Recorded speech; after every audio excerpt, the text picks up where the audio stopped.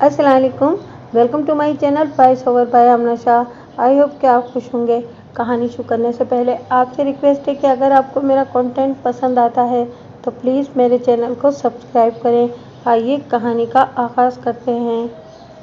उधर ये ख़तरनाक सवाल मेरे जहन में उभरा, इधर बेसाख्ता मेरी ज़बान से निकला। तो फिर मुश्ताक साइकिलों वाले की बेटी पीनो को कौन भगा कर ले गया है? वो जो कोई भी था, उसने चमनाबाद और ज़ेबाइश मिल्स में मुलाजमत इख्तियार करते हुए अपना नाम माजिद क्यों बताया? उसने मुश्ताक और उसकी बीवी और बेटी से ये क्यों कहा कि वो चक 42 शर्की का रहने वाला है?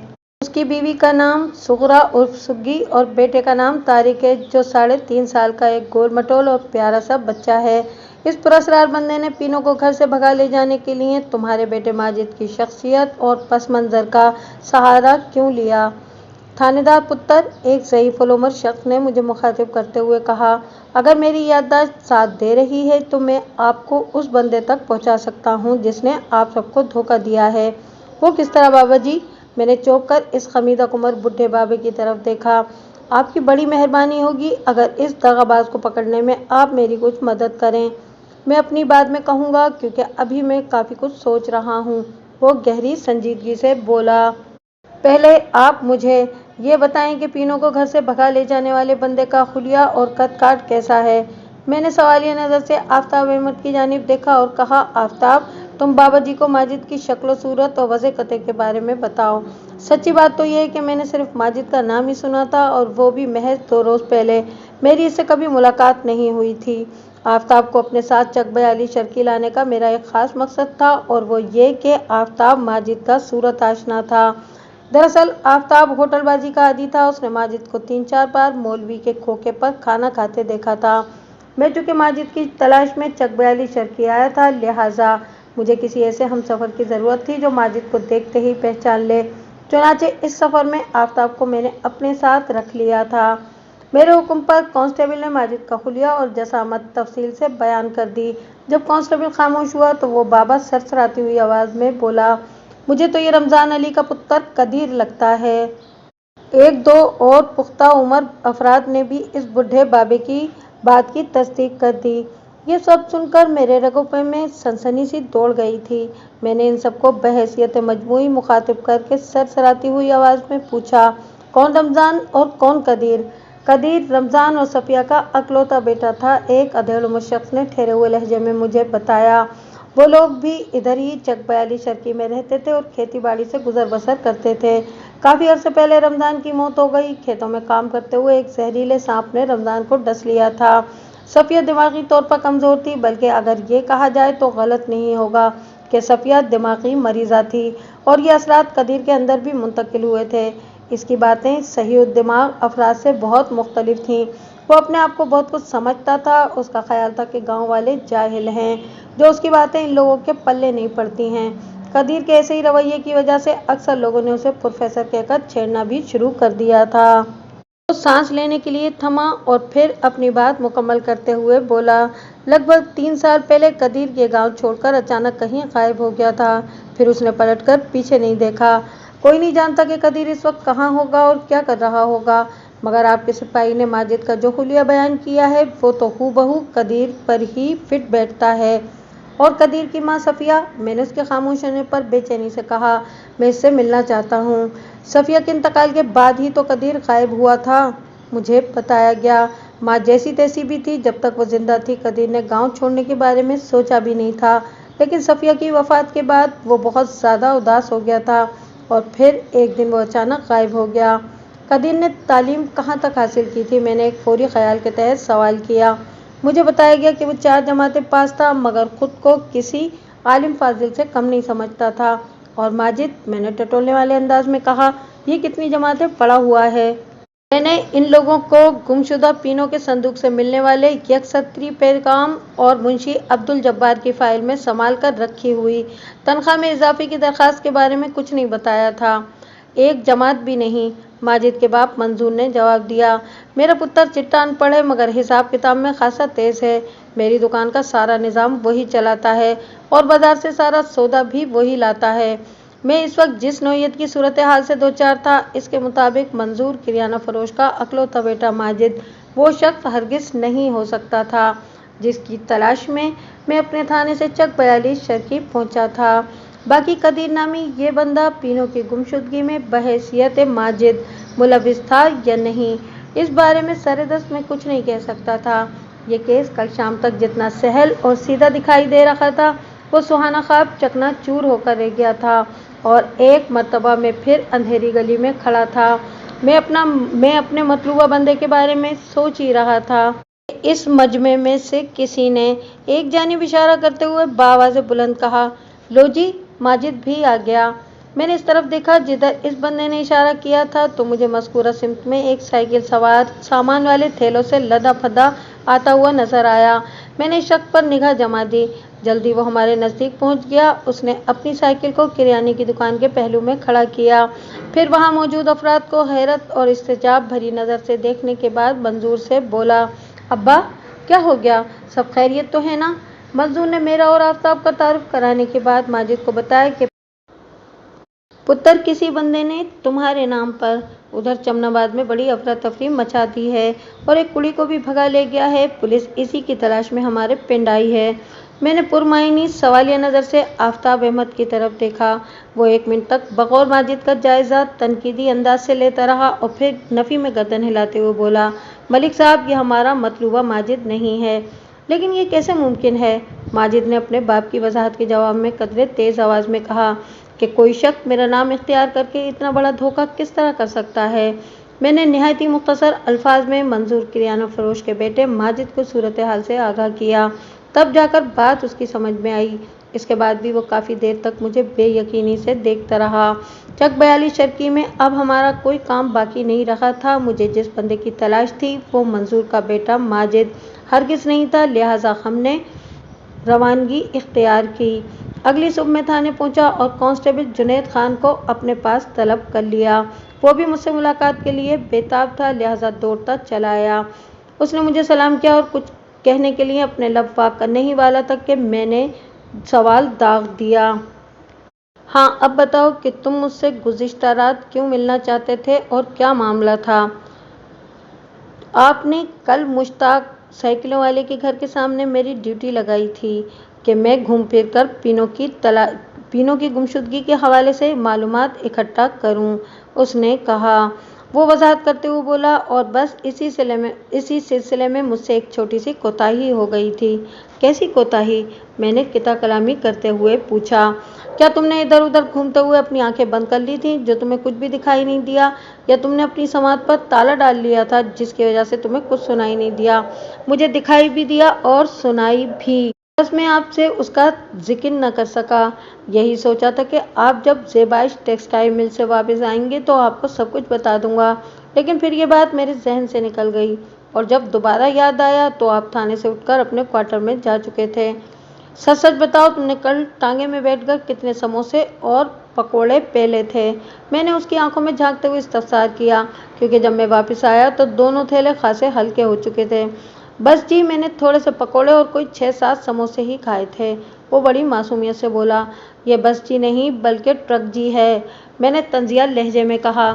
تلی ہوئی چیزیں زیادہ مقدار میں کھانے سے معدے پر بوجھ پڑتا ہے، اور اس بوجھ کو ہٹانے کے لیے انسان کی عقل کھوپڑی میں سے نکل کر انسان کے معدے میں پہنچ جاتی ہے۔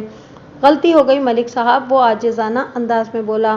آئندہ میں کھانے کے معاملے میں احتیاط برتوں گا۔ اگر تم ایسا کرو گے تو اس میں تمہارا ہی فائدہ ہے۔ سمجھ گیا جی، وہ اس بات میں گردن ہلاتے ہوئے بولا۔ شاباش، تو پھر شروع ہو جاؤ، میں نے معتدل انداز میں کہا۔ مجھے بتاؤ کہ تم کل رات مجھ سے ملاقات کے لیے کیوں مضطرب تھے؟ مجھے پینو کے بارے میں ایک خاص بات پتہ چلی تھی، وہ انکشاف انگیز لہجے میں بولا۔ کل جب آپ مشتاق سائیکلوں والے کے گھر میں مصروف تھے تو میری فرید پراچا سے ملاقات ہو گئی۔ فرید میرا پرانا دوست ہے۔ اس نے مجھے بتایا کہ 22 فروری کی دوپہر وہ مولوی کے کھوکے پر بیٹھا چائے پی رہا تھا تو لگ بھگ 11 بجے اس نے پینو کو جی ٹی روڈ کے کنارے کھڑے دیکھا تھا۔ کچھ نیا بتاؤ۔ میں نے اس کی بات کاٹ دی اور کہا، یہ سب میں پہلے سے جانتا ہوں، آپ مجھے بات تو پوری کرنے دیں نا ملک صاحب، وہ دبے دبے جوش کے ساتھ بولا۔ میں آپ کو کچھ نیا ہی بتانے والا تھا۔ ٹھیک ہے، بتاؤ، میں نے ایک گہری سانس خارج کرتے ہوئے اس پر نگاہ جما دی۔ تھوڑی ہی دیر کے بعد फरीद पराचा ने माजिद को जनरल सेरेमिक्स के पहलू से निकलते देखा। जुनैद खान मुझे अपनी कारकर्दगी की तफसील से आगाह करने लगा। माजिद दाएं बाएं देखते हुए बड़े मोहतात कदमों से चलते हुए पीनो के नज़दीक पहुंच गया। पीनो ने इस वक्त गर्म चादर में अपने वजूद को अच्छी तरह लपेट रखा था। इसी चादर के अंदर से पीनो ने एक छोटी सी गठरी निकालकर माजिद को थमाई। इनके दरमियान मुख्तसर सी गुफ्तगू भी हुई थी जो ज़ाहिर फरीद सुन नहीं सकता था, क्योंकि वो इन दोनों से खासे फासले पर मौलवी के खोखे के अंदर बैठा चाय पी रहा था। बस उसने इतना ही देखा कि माजिद और पीनो जीटी रोड के किनारे जुनूब की सिमत पैदल ही चल पड़े थे। मौलवी के खोखे से जुनूब की जानिब पहला गांव कंगनी वाला था, और अगर वो लोग किसी बस या वैगन पर सवार हो जाते तो कहीं के कहीं भी पहुंच सकते थे। क्या उन्होंने घर से भागकर कंगनी वाला में पनाह लेने का फैसला किया था? मेरे जहन में अचानक ये सवाल उभरा, लेकिन अगले ही लम्हे मेरे जहन ने इस सवाल की नफी कर दी, क्योंकि चमनाबाद और कंगनी वाला में बमुश्किल 2 फरलांग का फासला हाइल था, और इस नाम नेहाद माजिद ने पीनो को घर से भगा ले जाने में जितनी मजबूत मंसूबाबंदी की थी, इसके तनाजुर में मैं इससे ऐसी हिमाकत की तवक्को नहीं कर सकता था। कांस्टेबल जुनैद खान ने फरीद पराचा के मुशाहिदे के हवाले से मुझे जो कुछ बताया, इसमें मेरे लिए कुछ भी नया नहीं था, लिहाजा मैंने इसकी मालूमात में इजाफे की गर्ज से कहा। हम सब जिस बंदे को माजिद समझ रहे हैं वो कोई और है। क्या मतलब मलिक साहब? उसने चौंक कर मेरी तरफ देखा। मेरी अब तक की तफ्तीश और तहकीक के मुताबिक इस चालबाज शख्स का नाम कदीर है, मैंने बताया। कदीर का ताल्लुक कभी कभी चकबयाली शर्की से रहा है और वो माजिद के बारे में मुकम्मल मालूमात रखता है, इसीलिए इसने बासानी माजिद का रूप धार कर जमनाबाद और ज़ेबाइश मिल्स में सबकी आंखों में धूल झोंकी और बिल आखिर पीनो को भगा के ले गया। मैं गुज़िश्ता रोज़ चकबयाली शर्की में असली माजिद से मिलकर आया हूँ, और वहीं से मुझे पता चला है कि हमें जिस बंदे की तलाश है वो कदीर के सिवा और कोई हो नहीं सकता। मलिक साहब, मेरे खामोश होने पर वो बेयकीनी से मुझे देखते हुए बोला, ऐसा तो सिर्फ फिल्मों में होता देखा गया है। फिल्मों के स्क्रिप्ट राइटर्स भी इसी माशरे का हिस्सा हैं जुनैद खान, मैंने ठहरे हुए लहजे में कहा। जुनैद खान अकीदत भरी नज़र से मुझे देखने लगा। दूसरे हमारे दरमियान गुफ्तगू का ये सिलसिला ज़्यादा देर न चल सका। अचानक कांस्टेबल शौकत अली मेरे कमरे में दाखिल हुआ और उसने सनसनी खेज लहजे में बताया, मलिक साहब, किसी ने माजिद को कत्ल कर दिया है, उधर खेतों में उसकी लाश पड़ी है। कांस्टेबल शौकत की फराहम करदा इत्तला ने मेरे रगों पे में एक सनसनी सी दौड़ा दी थी, और मैं आनन फानन जुनैद खान के साथ एक टांगे पर सवार होकर जाए बकुआ पर पहुंच गया। मर्द मज़कूर की बेहिस और हरकत बाड़ी खेतों के बीचों बीच पड़ी थी, और उसके इर्द गिर्द दर्जन भर अफराद जमा थे जो आपस में चेमगोइयाँ कर रहे थे। इन सब की नज़र में वो इस ताना बाना मास्टर माजिद की लाश थी, जो साइकिलों वाले मुश्ताक के घर में एक किराएदार की हैसियत से रिहाइश पजीर था और ज़ेबाइश टेक्सटाइल मिल्स में काम करता था। चकबयाली शर्की के वसनीक इज्तिमाई तौर पर यह फतवा दे चुके थे कि वो रमज़ान अली और सफ़िया का इकलौता बेटा कदीर था। हकीकत क्या थी, इससे पर्दा उठने का वक्त आन पहुंचा था। मैंने उकड़ू बैठकर इस बेसुध पड़े हुए शख्स का जिस्म का बड़ी तनकीदी नज़रों से जायज़ा लिया। इसकी गर्दन पर मुझे ऐसे आसार दिखाई दिए जैसे गला घोंटकर इसे मौत के घाट उतारने की कोशिश की गई हो। मैंने मुआयने के सिलसिले को और बढ़ाया, और इसी मुआयने के दौरान में जब मैंने इसकी बंद आंखों को खोलकर अंदर निगाह डाली तो मैं चौंक उठा। मुझे इसकी आंखों में कहीं भी मौत की सफ़ाकी और सद मेरी दिखाई नहीं दी। इसकी बजाय वहाँ मुझे ज़िंदगी की मोहम सी रमक नज़र आई। मैंने इसके सीने पर कान लगाकर इसके दिल की धड़कन को महसूस करने की कोशिश की, तो वहाँ भी मौत के सन्नाटे से मेरा साबका नहीं पड़ा। फ़ौरन से बेशतर मेरे वजदान ने रहनुमाई करते हुए मुझे बताया कि ये शख्स अभी ज़िंदगी की कैद से आज़ाद नहीं हुआ। ये इंतहाई सनसनीखेज़ एहसास था, और ऐसे मौके पर मेरी छठीस ने कभी मुझे धोखा नहीं दिया था। मैं कांस्टेबल को अपने साथ एक तरफ इतने फासले पर ले गया कि वहाँ पर मौजूद अफराद हमारी बातें न सुन सकें। फिर मैंने इंतहाई संजीदा लहजे में कहा, जुनैद, ये सब लोग इस बंदे को मुर्दा समझ रहे हैं। ऐसी कोई हरकत नहीं करना कि इनमें से किसी को एक लम्हे के लिए भी शुबा हो कि ये जिंदा है, वरना हम इस मूजी तक रसाई हासिल करने में कामयाबी नहीं पा सकेंगे जिसने इसे इस हाल को पहुँचाया है। तो आप ये कहना चाह रहे हैं कि माजिद, मेरा मतलब है कि कदीर जिंदा है? जुनैद खान ने हैरत में डूबे हुए लहजे में इस्तफसार किया। मेरा पेशा वाराना तजुर्बा तो इसी जानिब इशारा कर रहा है, मैंने ठहरे हुए लहजे में कहा। मेरे मुशाहिदे ने कभी मुझे मायूस नहीं किया। फिर तो हमें फौरी तौर पर इस बंदे को अस्पताल पहुंचाना चाहिए ताकि इसे फौरी तिब्बी इमदाद दी जा सके। जुनैद खान ने गंभीर अंदाज में कहा, जब ये होश में आने के बाद अपना बयान रिकॉर्ड कराएगा तो पीनो की पुरस्कार गुमशुदगी का राज खुद ब खुद चाक हो जाएगा। हम यही करने वाले हैं, मगर इन लोगों के सामने ये जाहिर करना है कि हम इस बंदे की लाश को पोस्टमार्टम के लिए सरकारी अस्पताल भिजवा रहे हैं। मैंने समझाने वाले अंदाज में कहा, तुम डॉक्टर्स को सूरत हाल से आगाह कर देना। थोड़ी देर के बाद मैं भी अस्पताल पहुंच रहा हूं। समझ गया मलिक साहब, वो इस बात में सर हिलाते हुए बोला। तो आओ हम काम से लग जाते हैं, मैंने कहा। हम दोबारा इस बेहोश शख्स के पास आए और मैंने बावाज़ बुलंद कहा, सबसे पहले माजिद की लाश को किसने देखा था? एक अधेड़ उम्र देहाती मजमे से निकलकर मेरे सामने आ गया और बोला, थानेदार साहब, मेरा नाम रफ़ीक है, मैं इधर से गुजर रहा था तो मैंने ताना मास्टर को यहाँ पड़े देखा। फिर मैंने आवाज़ें दे देकर लोगों को इस तरफ मुतवज्जा किया। खेतों में मौजूद अपने अपने कामों में मसरूफ़ लोग मेरी पुकार पर फ़ौरन चले आए। हमें ये पता चल चुका था कि माजिद मुश्ताक की कुड़ी पीनो को भगा ले गया है और पुलिस इन दोनों को बड़ी शद्दोमत से तलाश कर रही है। इसलिए हमने एक बंदे को फ़ौरन थाने की तरफ दौड़ाया और अब आप यहाँ हैं। जुनैद खान, मैंने कांस्टेबल को मुखातिब करते हुए तहकमाना अंदाज में कहा, तुम माजिद की लाश को टांगे में डालकर फ़ौरन अस्पताल की जानिब रवाना हो जाओ। इसका पोस्टमार्टम बेहद ज़रूरी है। जी मलिक साहब, वो फर्माबरदारी से बोला। मैं अभी जा रहा हूँ, वापसी पर मुझे यहाँ आना है या थाने? थाने, मैंने दो टोक अंदाज में कहा। मैं भी मौके की कार्रवाई मुकम्मल करने के बाद थाने पहुँच रहा हूँ, बाकी बातें उधर ही होंगी। ओके सर, उसने मुतमईन अंदाज में कहा। मैंने दो अफराद को जुनैद खान की मदद करने के लिए कहा और ख़ुद खानापुरी के लिए वहाँ मौजूद लोगों से पूछताछ का अमल जारी रखा। किसी ने माजिद की लाश को छुआ तो नहीं? मैंने बारी बारी सबके चेहरों का जायज़ा लेते हुए सवाल किया। रफ़ीक उर्फ फीके ने जवाब दिया, नहीं थानेदार साहब, मैंने जब से माजिद की लाश को दरियाफ्त किया है इधर ही मौके पर मौजूद हूँ, किसी ने भी लाश को हाथ नहीं लगाया। एक मरे हुए आदमी के जिस्म का तो खौफ ही बहुत ज़्यादा होता है थानेदार साहब, अल्लाह रखा नामी एक शख्स ने सरासीमा लहजे में कहा।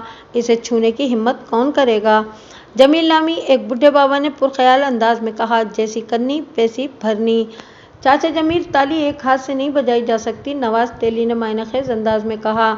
इस काम में मुश्ताके की कुड़ी भी शामिल थी। माजिद अगर बदबख्त है तो पीनो भी किसी मुंह कालक से कम नहीं। माजिद पीनो को ज़बरदस्ती अगवा करके नहीं ले गया था, बल्कि वो अपनी रजामंदी से माजिद के साथ घर से भागी थी और इन दोनों ने मिलकर ही मुश्ताके और खालदा की इज्जत का फालूदा बनाया है। फिर गहरी सांस लेकर बड़े कड़वे लहजे में वो इजाफा करते हुए बोला, सियाने सच कह गए कि औलाद को सोने का निवाला खिलाओ मगर शेर की नज़र से देखो।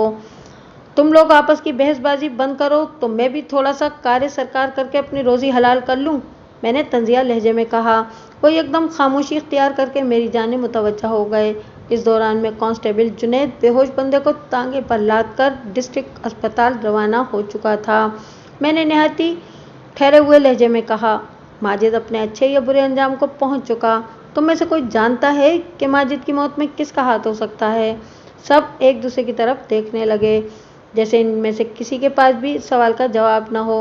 नवाज तेली ने बड़े तीखे अंदाज में कहा, थानेदार साहब, मैं ये तो नहीं जानता कि माजिद को किसने मौत की घाट उतारा है, अलबत्ता इस बात का मुझे यकीन है कि इसकी मौत में मुश्ताक का कोई हाथ नहीं। और तुम्हारे इस यकीन की वजह? वो जनाब, इतनी जुर्रत दिखाने के लिए इंसान का गैरतमंद होना ज़रूरी है, वो मायनाखेज लहजे में बोला। अगर मुश्ताके की इज्जत गैरत जिंदा होती तो मामला यहाँ तक बढ़ना ही नहीं था। एक ऐसे परदेसी को उसने अपना किराएदार बना रखा था जिसके बारे में वो कुछ भी नहीं जानता था और पीनो का भी माजिद से खुल्लम खुल्ला मेल जोल था।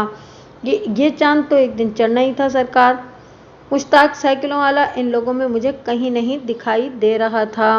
शायद इसीलिए नवाज तेली मुश्ताक के क़याब में बढ़ चढ़कर बोल रहा था। नवाज, मैंने उसे घिसने की कोशिश करते हुए कहा, माशाल्लाह तुम्हारा तजुर्बा और मुशाहिदा खासा वसी है। तुम्हारे ख्याल में पीनो इस वक्त कहाँ होगी? मुझे क्या पता जी, वो जल्दी से बोला।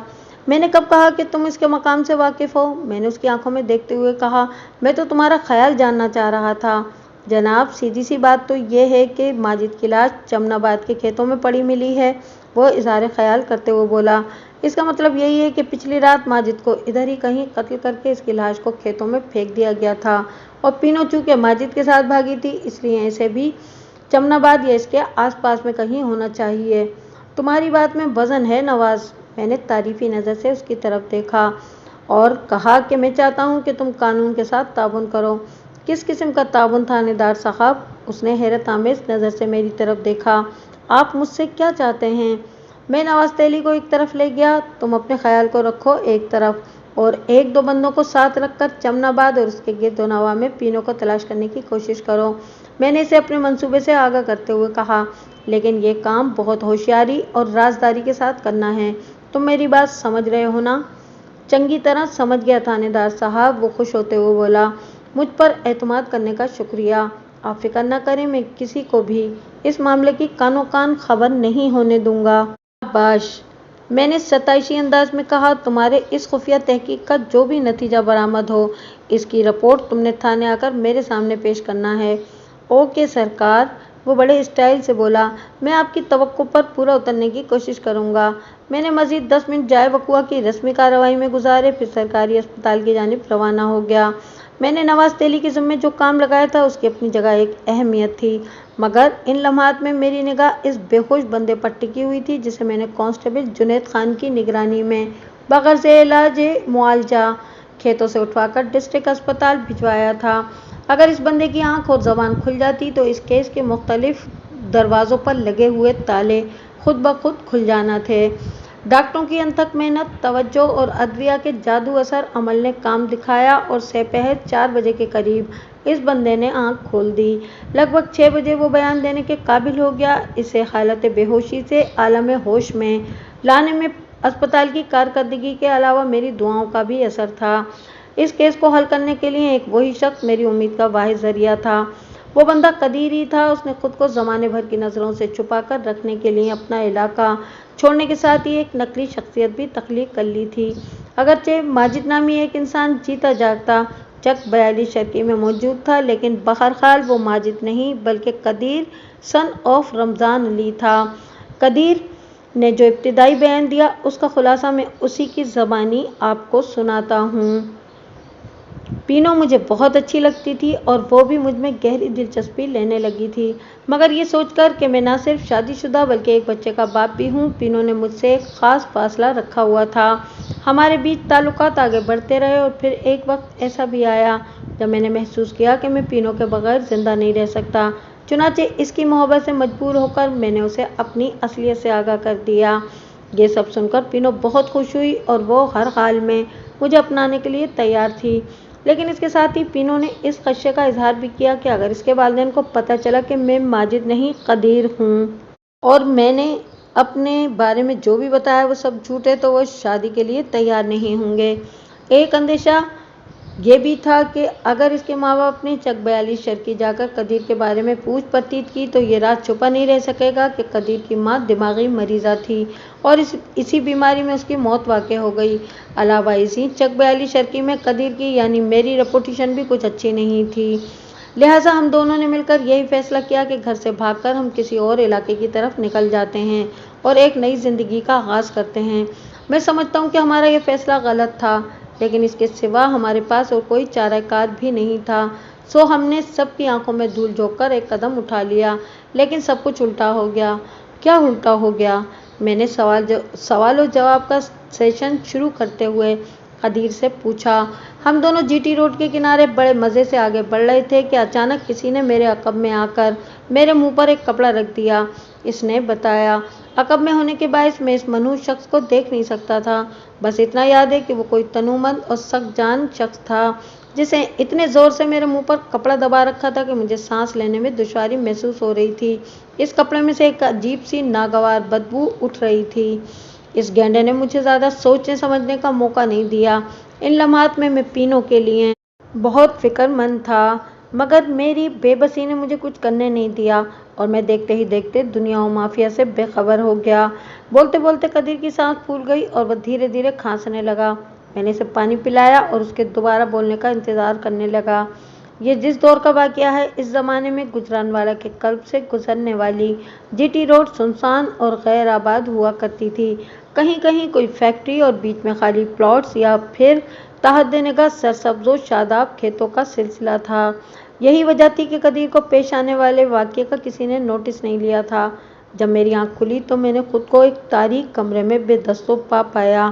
وہ خود پر ٹوٹنے والی بپتا کو آگے بڑھاتے ہوئے بولا۔ میرے ہاتھ پاؤں اور کمر کو ایک چارپائی کے ساتھ کس کر باندھ دیا گیا تھا۔ پھر ایک موٹا تازہ ننگ دھڑنگ سیاہ بدن اور سرخ آنکھوں والا ٹھگنا سا بدشکل بندہ میرے پاس آیا اور اس نے اپنا تعارف کراتے ہوئے مجھ سے خوفناک انداز میں کہا، میرا نام گلزار ہے، میں پینو کا عاشق ہوں۔ تمہاری یہ مجال کہ میری معشوقہ کو بھگا لے جاؤ، میں تمہارا خشر نشر کر کے رکھ دوں گا۔ پینو کی زبانی مجھے پتہ چلا تھا کہ اس پر گلزار نام کا کوئی جن عاشق ہے، لیکن میں نے اس کی بات کو ایک کان سے سن کر دوسرے کان سے نکال دیا تھا۔ لیکن گلزار کو اپنے سامنے دیکھ کر میری روح فنا ہو گئی۔ اس کے توے کے مانند سیاہ بدن پر صرف ایک لنگوٹ تھا اور اس کی غضبناکی کو محسوس کر کے میں سہم گیا۔ پھر بھی میں نے جی کڑا کر کے اس سے پوچھا، گلزار بھائی، میری پینو کہاں ہے؟ ہم دونوں ایک دوسرے سے محبت کرتے ہیں، آپ کو اللہ کا واسطہ آپ ہمارے درمیان سے ہٹ جائیں۔ میری منت سماجت کا اس پر کوئی اثر نہ ہوا اور وہ تیش کے عالم میں بولا، بیچ میں نہیں بلکہ تم آئے ہو۔ میں تو بچپن ہی سے اس پر عاشق ہوں، وہ صرف اور صرف میری ہے۔ اگر تم دوبارہ اپنی زبان پر اس کا نام لائے تو میں تمہاری ہڈی پسلی ایک کر کے رکھ دوں گا۔ شرافت کے ساتھ پینو سے دستبردار ہو جاؤ گے تو میں تمہیں اٹھا کر کسی دور دراز علاقے میں پھینک آؤں گا، لیکن اگر تم اپنی ضد پر قائم رہے تو پھر اسی کمرے سے تمہاری لاش بھی باہر جائے گی۔ تھانے دار صاحب، اگرچہ میں اس جن سے ڈر گیا تھا، لیکن پینو کی محبت نے مجھے بہت سہارا دیا اور میں نے گلزار کے سامنے گھٹنے ٹیکنے سے انکار کر دیا۔ وہ مجھے کھانے پینے کے لیے بہت کم دیتا تھا اور ہر بار ایک ہی بات کرتا تھا کہ پینو کا خیال اپنے دل سے نکال دو، لیکن میں اپنی ضد پر قائم رہا۔ تو پچھلی رات جب گلزار میرے پاس آیا تو اس نے غصیلے لہجے میں کہا کہ تم کتے کی دم ہو، میں نے تمہیں جان بچانے کے لیے جو مہلت دی تھی وہ تم نے اپنی ہٹ درمی کی وجہ سے ضائع کر دی۔ اب موت ہی تمہارا مقدر ہے، مرنے کے لیے تیار ہو جاؤ۔ پھر وہ اپنے دونوں ہاتھوں سے میری گردن دبانے لگا۔ میرے ہاتھ پاؤں اور کمر چارپائی کے ساتھ بندھے ہوئے تھے، لہٰذا میں اس نامراد جن کے جبر کے سامنے کوئی مزاحمت نہ کر سکا اور وہ گلا دبا کر مجھے موت کے گھاٹ اتارنے کی کوشش میں مصروف رہا۔ اسی دوران میں کب ہوش و حواس سے بیگانہ ہوا مجھے کوئی خبر نہیں۔ اب جا کے اسپتال میں ہی میری آنکھ کھلی ہے تو پتہ چلا ہے کہ میں زندہ ہوں۔ جب تک تم اس نام نہاد گلزار نامی جن کے قبضے میں رہے، پینو کہاں تھی؟ اس کی داستان کے اختتام پر میں نے ایک اہم سوال کیا۔ میں پینو کے بارے میں کچھ نہیں جانتا، وہ بے بسی سے بولا۔ میں نے سرسراتی ہوئی آواز میں کہا، لیکن میں اس کے بارے میں سب کچھ جان گیا ہوں۔ اس نے امید بھری نظر سے میری طرف دیکھا اور بولا، تھانے دار صاحب، خدا کے لیے میری پینو کو بچا لیں، میں اس کے بغیر زندہ نہیں رہ سکتا۔ پینو سب سے پہلے مشتاق اور خالدہ کی ہے۔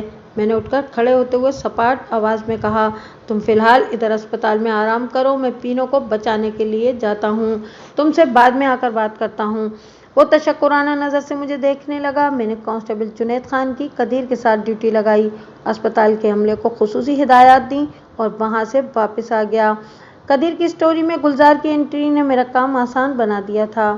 یہ فلیطہ نادر شاہ عرف شاہ جی ہی کا لگایا ہوا تھا کہ پینو پر گلزار نام کا ایک جن عاشق ہے، جس کو بھگانے کے لیے وہ پینو کو 3 رات تک اس کے آستانے پر بلا کر کوئی خاص عمل کرنا چاہتا تھا۔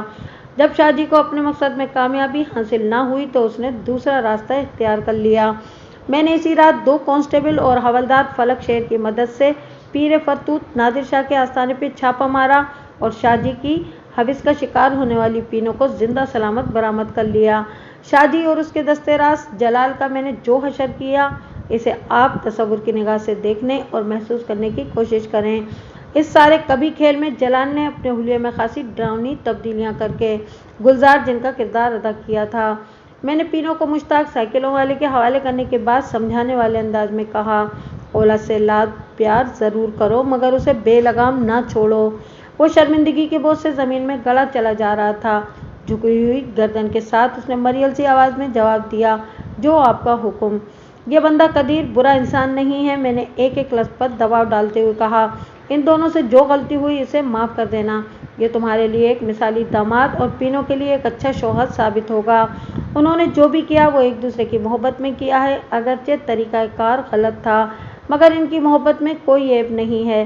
مشتاق کے پاس کہنے کے لیے کچھ بھی نہیں بچا تھا۔ وہ گردن اٹھا کر خاموش اور تشکر آمیز نظر سے مجھے دیکھنے لگا۔ اس کی آنکھوں سے آنسو جاری تھے۔